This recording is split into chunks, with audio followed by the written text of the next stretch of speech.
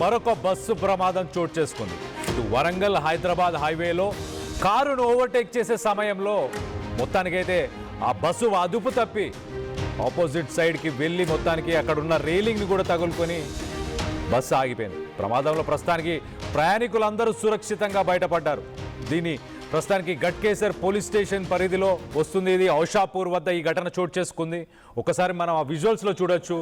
ఈ వెహికల్స్ ఇలా వెళ్తున్నాయి కదా, దీనికి ఆపోజిట్ సైడ్ నుంచి బస్సు ఆ మధ్యలో ఉన్న చెట్లని దాటుకొని వాటన్నిటిని ఢీకొని ఈ ఆపోజిట్ సైడ్ వచ్చి ఈ సైడులో ఏదైతే రైలింగ్ ఉందో ఆ రైలింగ్ వల్ల ఆగిపోయింది. ఆ రైలింగ్ కనుక ఉండకపోయి ఉంటే బస్సు ఆ రోడ్డు దిగి పక్కకు వెళ్ళిపోయేది. పక్కన ఏమున్నాయో తెలియదు కానీ మొత్తానికైతే ఈ సంఘటన చోటు చేసుకున్న సమయంలో ఎదురుగా ఇప్పుడు ఏదైతే ఈ లారీ వెళ్తున్న సైడ్ నుంచి కానీ ఈ సైడ్ నుంచి అంటే ఈ ఆపోజిట్ సైడ్ నుంచి ఎటువంటి వెహికల్స్ లేకపోవడం అదృష్టం అని భావించాలి.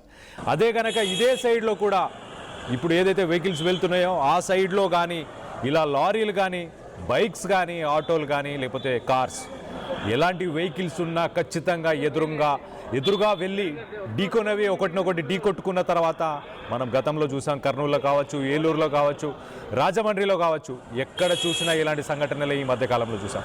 సో ఒక కార్ని ఓవర్టేక్ చేసే సమయంలో ఈ బస్సు మొత్తానికైతే అదుపు తప్పి ఆపోజిట్ సైడ్కి వచ్చింది. కార్ని ఓవర్టేక్ చేయడం అంటే సాధారణంగా కార్ స్పీడ్స్ ఇలాంటి హైవేస్లో ఇటు హైదరాబాద్ నుంచి వరంగల్కి వెళ్ళే హైవే చాలా బాగుంటుంది. ఆ హైవేలో 100 స్పీడ్లో వెళ్ళొచ్చు, 80 స్పీడ్లో వెళ్ళొచ్చు అని చెప్పి చాలామంది స్పీడ్గా వెళ్ళే ప్రయత్నం చేస్తారు.